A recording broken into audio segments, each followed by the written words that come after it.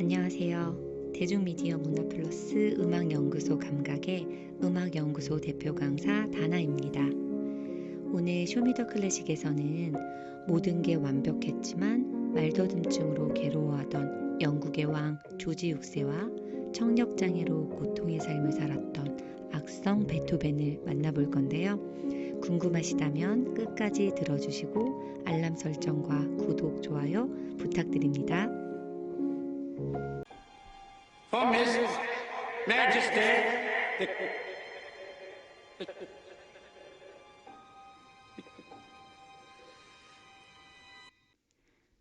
영화 킹스 스피치의 한 장면인데요. 연설 때마다 말을 더듬는 것 때문에 고통스러운 조지 6세. 말더듬증이 일상에서는 큰 문제는 아니지만 오남 1녀 중 차남으로 태어난 조지 6세는 형인 에드워드 8세가 1년 만에 왕위를 버리고 사랑을 택하면서 차남인 조지 6세가 왕위를 계승하게 됩니다. 더 이상 연설을 피할 수 없는 상황에 놓인 거죠. 조지 6세의 어릴 때 환경을 보면 아버지를 보기만 해도 떨릴 정도였다고 하는데요.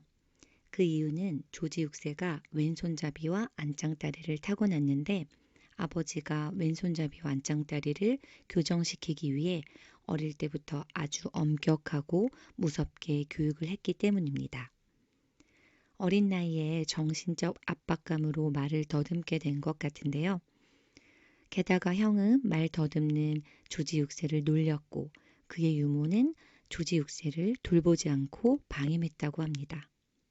어린 친구에게 자신의 부족한 부분을 인정하고 받아들일 시간도 주지 않고 바꾸라고만 하는 아버지의 엄격한 교육이 얼마나 힘들었을까요? 게다가 소심한 성격이었다는데 형의 놀림과 유머의 방임은 조지 6세를 힘들게 하고 외롭게 했을 것 같습니다. 그런 그가 운명의 여인 엘리자베스 보우스 라이언을 만나서 3번의 청혼 끝에 결혼을 합니다. 조지 6세는 아내의 헌신적인 내조와 언어치료사 라이오넬 로그의 도움으로 말더듬증을 극복하고 마침내 국민을 감동시키는 연설을 해냅니다. this message, spoken with the same depth of feeling for 이 장면에서 흐르는 곡은 베토벤 교향곡 7번 2악장인데요. 베토벤의 음악을 들으면서 조지 6세와 베토벤이 공통점이 많다는 생각이 들었습니다. 베토벤도 형이 죽으면서 장남이 되었는데요. 17살에 어머니를 여의고 아버지는 점점 알코올 중독자가 되어서 베토벤이 동생들을 책임지며 가장 노릇을 해야 했죠. 어릴 때는 아버지가 모차르트처럼 되어야 한다며 폭력을 쓰고 학대 수준의 교육을 시켰습니다. 그런 베토벤은 초등교육도 겨우 받고 학교를 다닐 수 없는 환경에서 자랍니다. 그러나 베토벤은 배움을 포기하지 않고 19살에 본 대학 철학과에 청강생으로 등록을 하는데요. 베토벤이 배움을 포기하지 않고 노력한 결과 베토벤은 음악을 철학과 통합해서 많은 사람들을 위로해주는 감동적인 음악을 만들 수 있었습니다. 베토벤은 자신의 부족한 점을 부끄럽다고 감추고 회피하기보다 부족함을 채우기 위해 노력하는 삶을 살았지만 안타깝게도 20대 중후반부터 청각을 점점 잃어갑니다. 누구에게도 말하지 못하고 혼자 괴로워하다 1802년 하일리겐슈타트로 유황을 떠납니다. 베토벤은 그곳에서 유서를 쓰는데요. 그 유서가 바로 그 유명한 하일리겐슈타트 유서입니다. 유서의 내용을 일부 잠시 보면요. 내가 죽음을 생각했을 때 음악에 대한 열정이 나를 붙들었다. 나의 운명이 너무나 가혹하기 때문에 죽음이 너무 일찍 찾아오는 것이라면 어쩔 수 없는 일이겠지만 좀 더 늦게 찾아와 주었으면 하는 바람뿐이다. 베토벤은 청력을 잃어가면서도 음악가로서 자신이 부여받은 능력을 다 발휘하기 위해 끝까지 자신의 장애와 투쟁하며 극복하려는 의지가 느껴지시죠? 말더듬증 조지 6세도 왕의 위치에서 말더듬증을 극복하는 일은 더 큰 부담이었을 텐데 끝까지 극복하기 위해 노력합니다. 둘의 의지와 노력은 정말 많은 사람들에게 용기와 희망을 주는 것 같습니다. 오늘 쇼미더 클래식 곡은 영화 킹스 스피치 마지막 장면에 흐르는 곡인데요.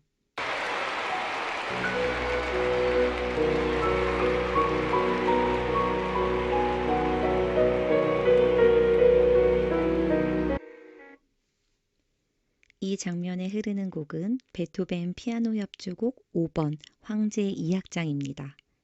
황제라는 제목이 조지 6세와 베토벤에게 아주 잘 어울리는 곡인 것 같은데요. 베토벤이 직접 붙인 제목은 아니고요. 곡이 당당하고 화려해서 황제라는 제목이 붙여졌습니다. 오늘은 황제 2악장이 아닌 1악장 첫 부분을 잠시 연주해 보겠습니다.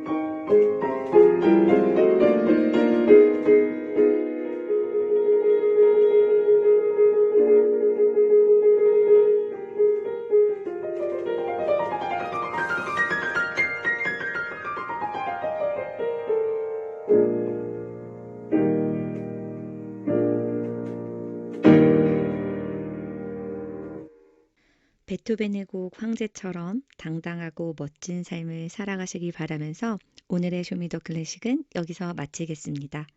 지금까지 대중미디어 문화 플러스 음악연구소 감각의 대표 강사 다나였습니다. 감사합니다.